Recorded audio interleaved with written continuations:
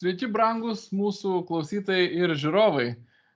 Vėl sveikiname su jumis laidoje Už balos, kur aš, Vytautas Sinica Vilniuje ir mano brangus kolega JAV lietuvis advokatas Povilas Žumbatis Čikagoje aptariam JAV, pasaulio ir kartais Lietuvos politikos klausimus. Sveiki, Povilai. Sveiks, Vytautai. Kalbamės šiandien 21 sausio, bent jau Lietuvos laiku. Ir kalbamės be abejo ką tik įvykus tikrai istoriniam įvykiui, tai yra naujo JAV prezidento Donaldo Trumpo inauguracijai. Turbūt nebus jokios nuostabos tarp gerbiamų žiūrovų ir klausytojų, kad daugiausia apie tai ir apie jo pirmosios dienos sprendimus šiandien ir kalbėsimės. Aš drįsiu pradėti nuo tokio gal kiek aptakesnio klausimo, o po to eisiu prie labai konkrečių. Ar šį kartą visuomenė priima Trumpą geriau nei 16 metais, ar protestai vyksta, kaip atrodo reitingai, žodžiu, kaip priimta šį kartą? Aš manau, kad visai kitaip priima, kadangi šiuo metu prezidentas Trump yra pasiekęs daugiausiai populiarumo savo kaip asmuo. Maždaug 50 ir 53% amerikiečių dabar jį palaiko teigiamai. Žadėjo demokratais padaryti demonstracijas Vašingtone, bet iš tų demonstracijų praktiškai nieko neįvyko. Žmonės suvažiavo, 100 000 suvažiavo į Vašingtoną, bet didžioji dauguma buvo palaikyti Trump. Taip, kad aš manau, kad ūpas Amerikoje yra labai pasikeitęs po 4 metų Biden valdžios. Pažvelkim į dekretus, paskelbtus jau pirmąją dieną, nežinau koks jų skaičius, nežinau ar iš viskas nors žino. Ir taip iš eilės sritimis. Pradėkim nuo to, kas man atrodo ir amerikiečiams gal buvo svarbiausia, tai yra sienos apsauga ir aišku pietų sienos apsauga. Taigi keli bent buvo susijęs su tuo dekretai ir toks gal skambiausiai nuskambėjęs apie nepaprastąją padėtį ir karių siuntimą ten. Kas konkrečiai nuspręsta ir kokias tai pasekmes turės? Jis paskelbė tą emergency, kaip amerikonai sako, dėl to, kad kai yra pavojus kraštui, jis turi teisę naudoti Amerikos kariuomenę ginti rubežių, kadangi jis skaito, kad yra puolimas Amerikos. Be tos emergency jis nebūtų galėjęs iškviesti Amerikos kariuomenę prie rubežiaus. Tai vienas buvo dekretas, kur atšaukė visus prezidento Biden dekretus, kas liečia sieną. Iš vieno dekreto atšaukė visus. Po to jis pradėjo atstatyti tuos, kuris buvo įvedęs 18-19 metais, kai jis buvo prezidentas pirmą kartą. Būtent gal svarbiausias yra, kad tie, kurie nori įvažiuoti į Ameriką ir prašyti pabėgėlio teisų, turi pasilikti Meksikoje tol, kol Amerikos imigracijos teismai leis jiem įvažiuoti į Ameriką. Čia yra didelis skirtumas, kadangi Bidenas buvo pasakęs, gali įvažiuoti į Ameriką, įeiti į Ameriką nelegaliai ir tik pasakyti, kad tu nori, esi persekiojamas. Ir tada, kada nors už metų, 2, 5, 6 metų tu galėsi teisme įrodyti, o iki to galėsi gyventi Amerikoje. Tai čia buvo Biden taisyklė. Trump taisyklė yra gerai, palauk Meksikoje, įrodyk, kad tu tau yra pavojus ir tu pabėgėlio teisų ieškai. Ir tada, jeigu teismas teigiamai nuteis, tada galėsi įvažiuoti į Ameriką. Čia yra milžiniškas skirtumas. Tai ką tik įvardėjot, tai vadinasi tas Remain in Mexico policy, ar ne? Kad kreipiamasi būnant Meksiko ir laukiama sprendimų ten. Supratau. Man toje temoje keiščiausiai atrodė tikrai daug kur žiniasklaidoje išskirta tema atšauktas CBP-1 programėlės naudojimas. Nežinau, kaip čia taip svarbu yra, bet programėlė rašo, kad virš 1 milijono žmonių jie pasinaudojo, kad patektų į šalį. Ar jūs žinot, kas čia ir kodėl taip svarbu? Bideno administracija buvo padariusi visokias lengvatas, kad galėtų nelegaliai įvažiuoti į Ameriką. Jeigu norėjai nelegaliai įvažiuoti į Ameriką, galėjai per kompiuterį užsiregistruoti.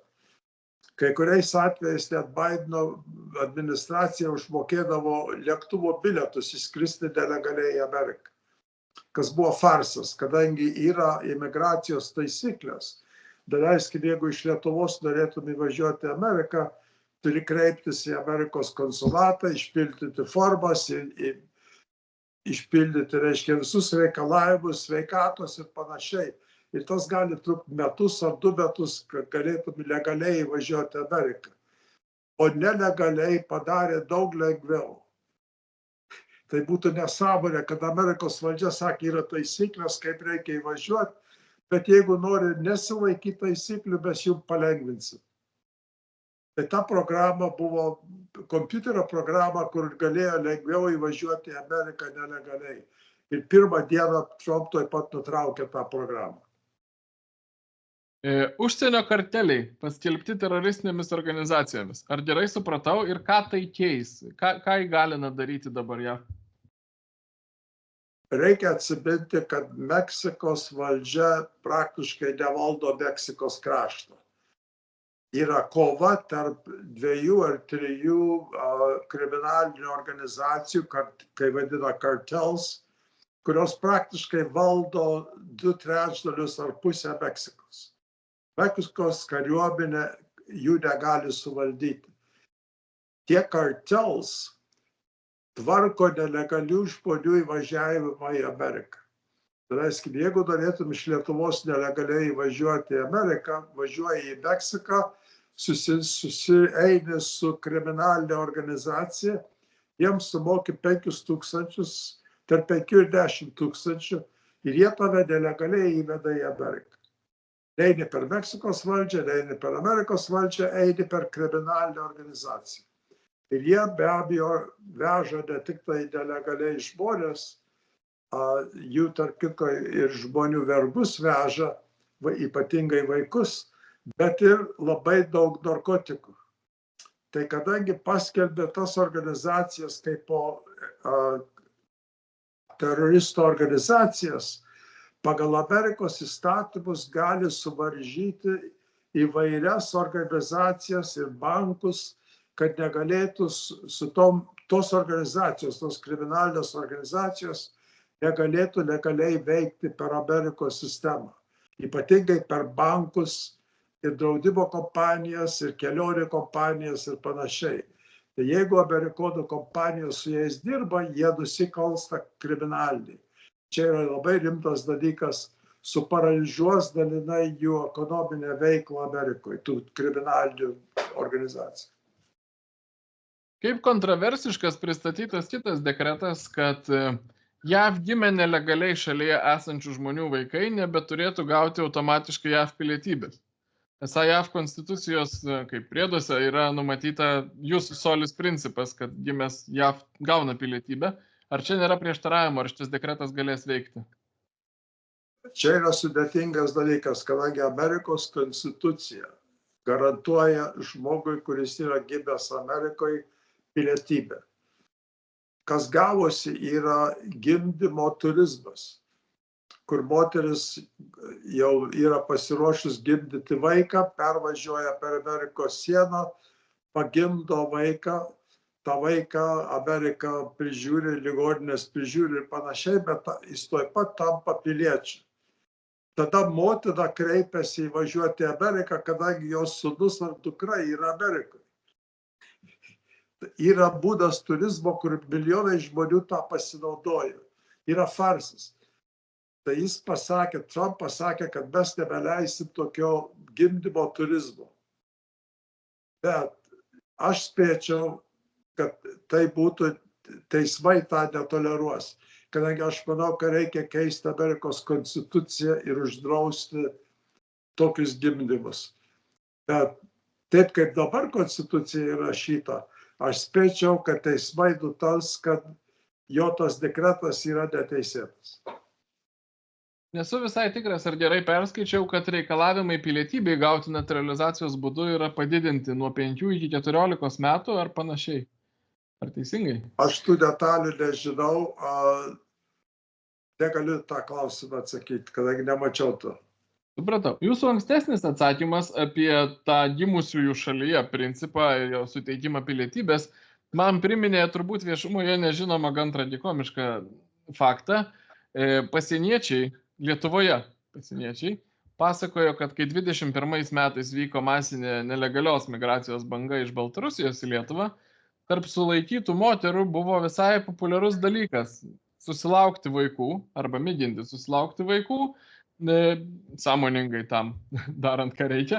Ir tada tikėtis, kad tas vaikas automatiškai gaus pilietybę, o jos kaip motinos gaus pilietybę. Kaip jos labai nusivildavo, kai sužinodavo, kad čia yra ne kaip Amerikoje ir kad tokio principo nėra ir pilietybės nebus. Iš kur atsiranda tragiškas aspektas, tada jos prašydavosi abortų. Tai va tokia viešumoje nenuskambėjusi, bet bent iš pasieniečių man žinoma istorija ir čia tikrai galima palyginti, kokias pasiekmes sukuria ta skirtinga politika. Jeigu baigtume apie sienos apsaugą, mes su jie išsiplėtėm, manau, visi supras, todėl kad JAV visuomeniai tai yra berods svarbiausias dalykas. Man asmeniškai svarbus ir turbūt daugam, ypač katalikiškai mūsų publikai, yra kitas momentas apie lyčių translytiškumo idėjas. Sudavė čia smūgį Trumpas translytiškumo idėjams, tiesa? Aš manau, kad Lietuvos konstitucinį teismui reikia atkreipti dėmesį. Prezidentas Trump labai paprastai pasakė, kaip jis moka paprastai paaiškinti sudėtingus klausimus. Sako, Amerika dabar pripažins dvi lytis – vyrus ir moteris. Ir staiga visi tie argumentai apie lyčių keitimą ir panašiai pasidaro labai paprastas reikalas. Yra vyrai ir moteris. Vyrai negali žaisti, daleiskim, krepšinį su moterų komandom, negali plaukti su moterim, negali bokso pirmenybės eiti. Viskas tas kils iš to dekreto, kad yra tik tai dvi lytis. Trumpa, bet gana įspūdinga. Kita tema, man atkreipusi dėmesį, pasitraukimas iš Paryžiaus klimato susitarimo. Kiek aš suprantu, tai čia niekas turbūt kitaip ir nesitikėjo, nes jau Trumpas buvo tą anksčiau padaręs, Bidenas atšaukė. Įdomesnis momentas yra įsigaliojimas. Kiek žinau, šiaip tai turėtų įsigalioti per pusmetį ar panašiai, o dabar Trumpas pabrėžtinai parašė, kad iš karto. Ar čia yra skandalas, ar amerikiečiai jau buvo susigyvenę su šituo kaip neišvengiamu?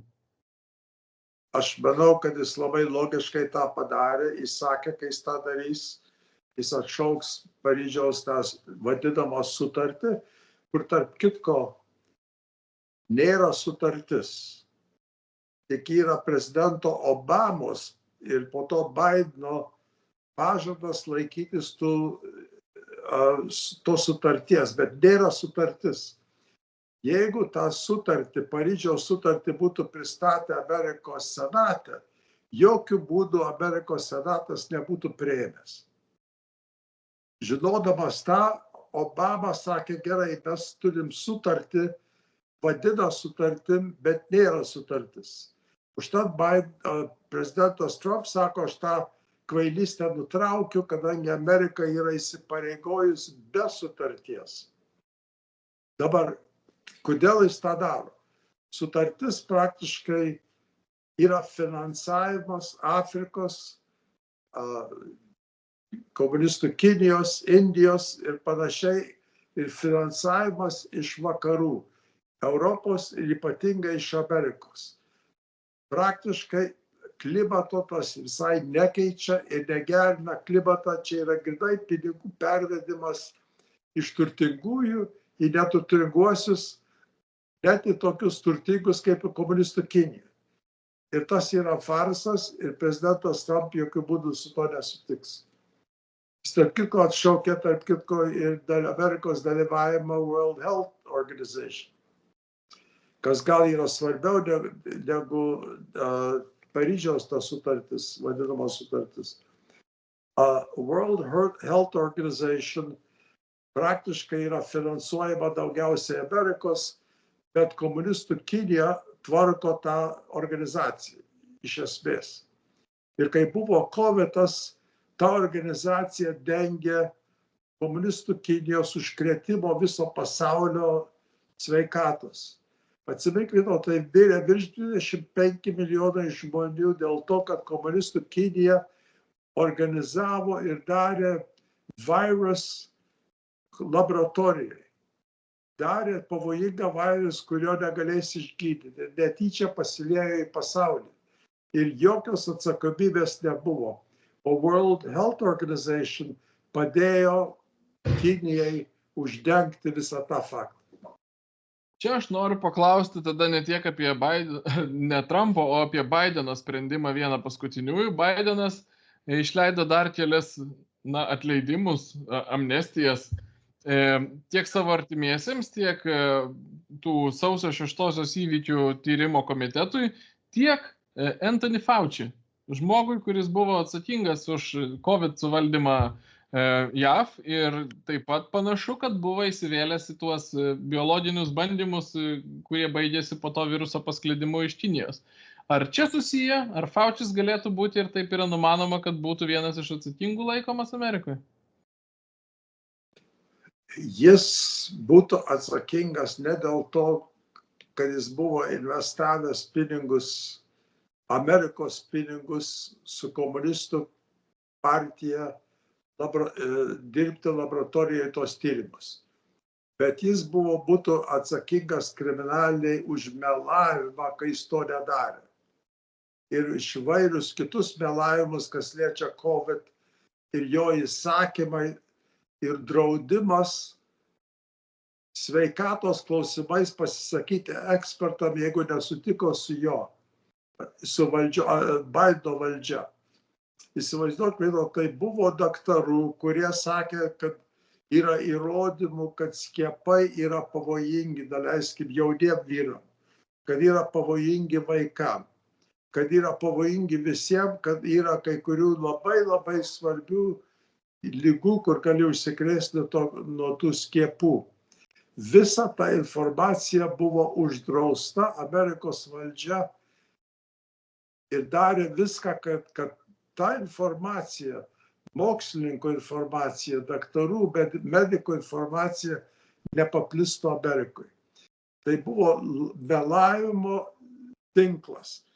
Ir kai jį apklausinėjo kongrese, jis melavo pakartotinai. Tai už tą melavimą jį galėjo patraukti atsakomybę. Ir Bidenas jam atleido, kad už tą visą melavimą jis gali toliau gyventi ramus. Aš čia drįsiu įsikišti su statistika, man tapo įdomu, aš pasižiūrėjau, Joe Bidenas yra daugiausiai malonės suteikimo, nežinau, dekretų ar kokiu teisės aktu tai daroma, pasirašęs prezidentas. Statistika, kiek aš prieinu internete, yra, kad virš 8 000. Didžioji dalis jų už marihuanos laikymą, tai čia gal tokia politinė laikysena. Vienintelis arti jam tuo požiūriu prilygęs prezidentas buvo Andrew Johnsonas iš karto po pilietinio karo, kuris atleido tūkstančiams buvusių konfederatų. Ir po to jau kalbam apie 3000, 2000. Donaldas Trumpas per pirmąją kadenciją atleido 1737 asmenims. Barackas Obama beje šiek tiek daugiau. Tai čia tokia tiesiog įdomioji statistika, bet tikrai galima turbūt drąsiai apibendrinti, kad Joe Bidenas malonių raštais papiknaudžiavo. Aš paklausiu apie Paryžiaus klimato susitarimą, bet man toje vietoje dar norisi grįžti apskritai. Vienas svarbiausių Trumpo pažadų buvo drill baby drill, kad jis vėl atsuks varžtus ir paleis galimybę dirbti žaliavų gavybos pramonėje Amerikoje. Ar dar kažkokie veiksmai jau padaryti šitoj temai be išėjimo iš klimato susitarimo? Yra visa eilė Bideno įsakymų, dekretų, kur trukdė Amerikos naftos industrijai, ypatingai dujų industrijai ir eksportavimui šaldytų dujų į Europą. Kas Europai buvo labai svarbu, kadangi vakarų Europa gaudo tas dujas daugiausiai iš Rusijos. Tai nors Bidenas kalbėjo, kad jis padeda Ukrainai, bet jis trukdė, kad Amerika nesiųstų tas liquefied gas į Europą. Viską tą dabar atidaro Trump ir Europa turėtų gauti daug pigesnės dujas ir gaus tiek, kiek reikės jų industrijai. Kas, aš manyčiau, daug daugiau pakenks Putinui negu kitos sankcijos. kadangi Europai nereikės rūpintis apie dujas. Ir tą dabar atidarys, tą visą industriją ir tą uosto sistemą, kur Bidenas buvo užparažiavęs, viskas tas atsidarys. Aš manau, kad ta dalis naftos dekretų Europai bus ypatingai svarbu. Drįsiu palies dar vieną su COVID susijusi, tikrai gan įspūdinga. Tiems, kas buvo kritiški COVID valdymo priemonėms, daug reiškusi sprendimas. Vienas iš pirmos dienos sprendimų, kaip suprantu, buvo grąžinti į tarnybą kariuomenės pareigūnus, kurie buvo atleisti dėl atsisakymo skiepytis nuo COVID ir grąžinti, kompensuoti jiems visą tą per atleidimo laikotarpį prarastą atlyginimą. Ar tas buvo ir ar tas bus teigiamai priimta Trumpo rinkėjų? Labai teigiamai, kadangi čia buvo didžiausias farsas. Įsivaizduok, Vytautai, Amerikos kariuomeniai per 4 metus, kai Bidenas valdė Ameriką ir jo žmonės tvarkė Amerikos gynybą, nei vienais metais nebuvo užtenkamai savanorių išpildyti kariuomenės eiles. Nors buvo trūkumas karininkų ir kareivių. Bidenas įvedė įstatymą, kad jeigu nesiskiepė, karininkai ir kareiviai bus atleidžiami be pensijų. Be algų, staiga vien tik dėl to, kad jie sveiki vyrai nesutiko skiepytis. Ir tai buvo atleista virš 19 000 karininkų ir kareivių. Daug iš jų labai patyrusių svarbių žmonių. Ir Amerikos kariuomenė susilpnėjo žiauriai dėl tų atleidimų. Tai prezidentas Trump vakar sakė, gerai, aš atstatau jiem teisę grįžti atgal ir jeigu jie grįžta, jie gaus algą, kurią prarado per tos 2, 3, 4 metus. Čia yra labai rimtas dalykas, kadangi kariuomeniai trūksta gerų žmonių ir dėl kas liečia kariuomenę ir savanorių, Vytautai. Yra labai paprastas dalykas, kai prezidentas Trump laimėjo rinkimus lapkričio mėnesį. Nuo to laiko savanorių skaičius padvigubėjo. Žmonės pradėjo vėl stoti į Amerikos kariuomenę, kadangi žino, kad ateina rimtas prezidentas. O Bideno kariuomenė buvo ant tiek pakrikusi į socialinės programas ir į gender ir lytinės klausimus panašiai. Įsivaizduok, Vytautai, Amerikos kariuomenė iš savo biudžeto išleido $450 milijonų dėstyti DEI, diversity programas, kurias privalė klausytis visi karininkai ir visi kareiviai. Samdė profesorius, samdė demonstracijas, darė demonstracijas. Išleido $450 milijonų iš iždo, kur trūksta laivams, trūksta amunicija, trūksta kareivių ir panašiai. Tokius pinigus išleido propagandai dėl lyties programų ir dėl diversity. Ir viską tą dabar Trump nutraukė. Man labai patiko per klausimus, turbūt taip reiktų vadinti, kandidato į nacionalinio saugumo patarėjus poziciją, kad turim ugdyti daugiau kovinę dvasią vietoje įtraukties ir įvairovės kariuomenėje. Aš po tuo pilnai pasirašau. Norėčiau dar poros dalykų paklausti, gal ne taip konkrečiai, apie 2 temas, kur pasigėdau konkrečių dekretų, bent jau žiniasklaidos nušvietime. Tai yra, ar buvo kažkas nuspręsta ekonomikos klausimais? Apie infliaciją, žinau, jis kalbėjo savo kalboje, kad suvaldys kainas, bet kažkas konkretesnio buvo, ar to dar laukiam?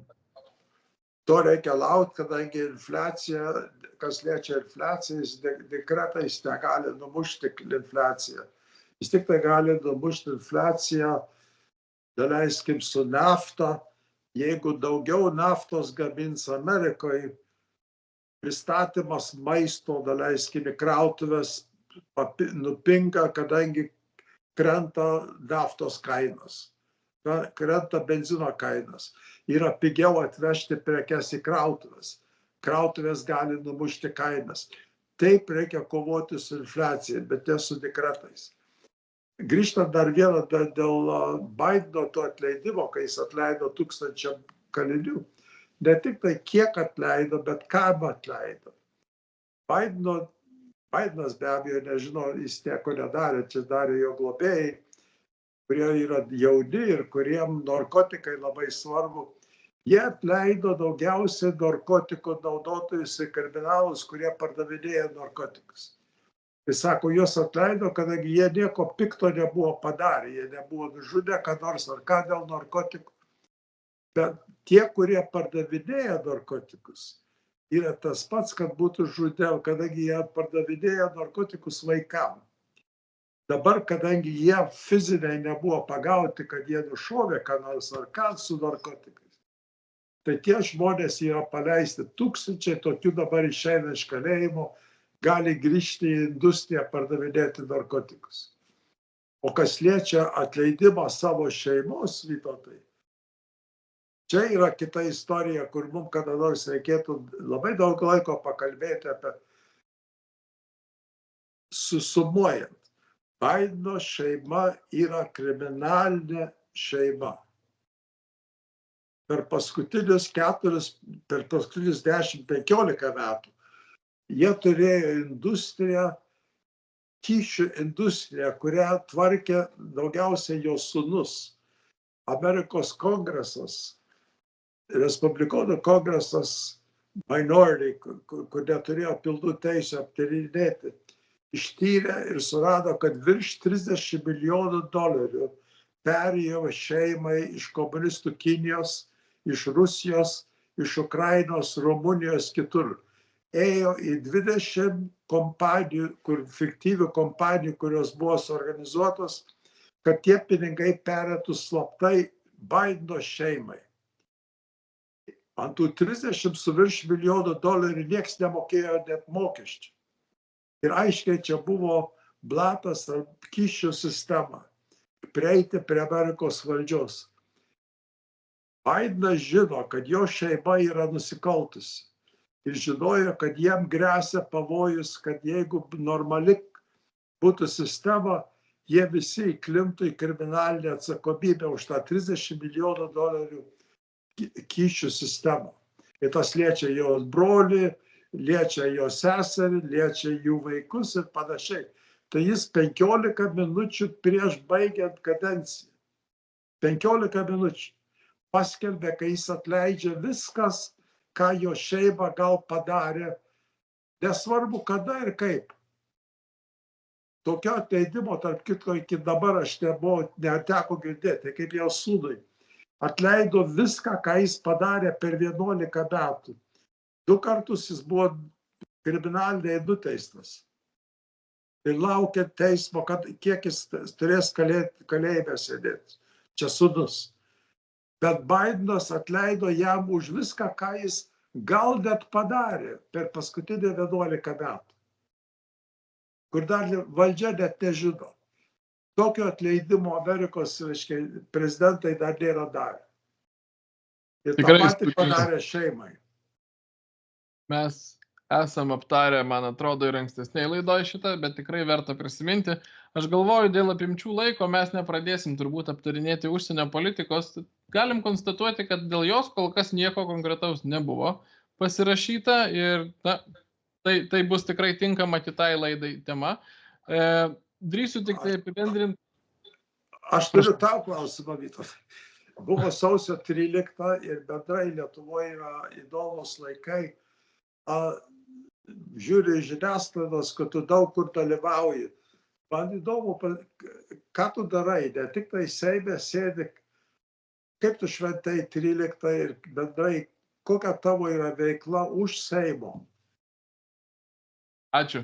Aš užbaigsiu tik mintį apie Trumpą, kad Lietuvoje, sakyčiau, buvo gan pasikeitęs tonas šį kartą į gerąją pusę, ta prasme, kad daug pozityviau, daug mažiau tokio juodo kritikavimo ir baimės, kaip čia bus. Ir sakyčiau, kad vyrauja nuotaika, kad reikės dirbti su šituo prezidentu, ieškoti bendrų taškų, priimti pokyčius, kuriuos jis atneša ir ieškoti savo vietos tuose pokyčiuose. O dėl sausio 13, tai be abejo yra ypatingos svarbos data ir tiek aš asmeniškai, tiek nacionalinis susivienijimas apskritai, kurį dabar parlamente atstovauju, visada stengiamės kuo plačiau sureaguoti į visos su laisvės kovų datomis susijusius momentus ir minėjimus ir konkrečiai sausio 13 ir 12, nes tai yra 2 dienų tokie minėjimo renginiai, mes buvom be abejo prie laužų, buvom Seime kovo 11 salėje, buvom, kas yra kiek įdomesnis ir mažiau žinomas dalykas, Antakalnyje rengiamos tokios su deglais eitynės, ne mūsų rengiamos visuomeninių organizacijų, kurios baigėsi Antakalnio kapinėse prie sausio 13 aukų kapų, ten yra sugėdamas himnas, jų garbė, atiduodama pagarba. Dar toks buvom Kaune, kauniečiai mūsų, Kauno karo muziejaus sodelyje, bet gal įdomiausia ir šiuo metu savaip svarbiausia, kad tą pačią dieną yra minima žūtis partizano Juozo Krikštaponio ir su juo kovojusių partizanų. Jie žuvo mūšio metu Lėno miške, Ukmergės apylinkėse, pavadinkim. Ir tas buvo tiek miške paminėta su vyskupu emeritu Jonu Kaunecku, tiek ir prieš tai pačioje Ukmergėje prie vis dar nenuimto, bet didžiulis spaudimas yra iš buvusios vyriausybės, iš Landsbergio, dabar iš teismuose užstrigęs tas klausimas, norimas nuimti to paties Juozo Krikštaponio paminklas, tai tiek ir prie jo mes paminėjom šitą datą. Aš manau, kad tikrai plačiai ir įvairiai. Ir drįsiu pasigirti, mažas simboliškas, bet svarbus, manau, dalykas. Šiandien mes kalbam, kaip minėjau, sausio 21 dieną. Sausio 21 yra 100 metų nuo Alfonso Svarinsko gimimo. Tai šiandien taip irgi pavyko suorganizuoti, kad Ukmergėje, kur yra palaidotas Dukstynos kapinėse Alfonsas Svarinskas, tai tiek nacionalinio susivienijimo, tiek ir Seimo Laisvės kovų ir istorinės atminties komisijos vainikai padėti, pagerbent ir atmenant jo aukas už Lietuvą. Man atrodo, kad tai svarbu. Teko pažinti tą ypatingą žmogų. Ką jūs darėt Klaipėdoje? Tikrai, praleidau. Klaipėdoje vėlgi negalima sakyti, kad nacionalinis susivienijimas organizavo, bet ten veikia tokia Lietuvos piliečių sąjunga, vietinė visuomeninė organizacija, įtraukta daug jaunimo ir nacionalinis susivienijimas prie organizatorių prisidėjo taip pat. Surengiant tokį minėjimą, taip pat su deglais, tai populiarėja Klaipėdos atgavimo, jokių būdų nesumaišyti, 1923 metų Klaipėdos atgavimo operacijos, kai Lietuva prisijungė Klaipėdą, jokių būdų ne kaip kabutėse ją išvadavo Antrojo pasaulinio karo pabaigoje. Tai štai šita data taip pat, gan sakyčiau, įspūdingai paminėta. Man atrodo, kad Klaipėda nelabai daug turi tų laisvės kovų minėjimo tematikos, tokių didesnių renginių ir šitas jau yra, kiek žinau, tapęs tradicija, didžiuojuosi, kad jis vyksta. Man svarbu, kad atsiminėjai, kadangi aš ten esu gimęs, tai man Klaipėda. Nenorėjau, kad tu praleistum Klaipėdą.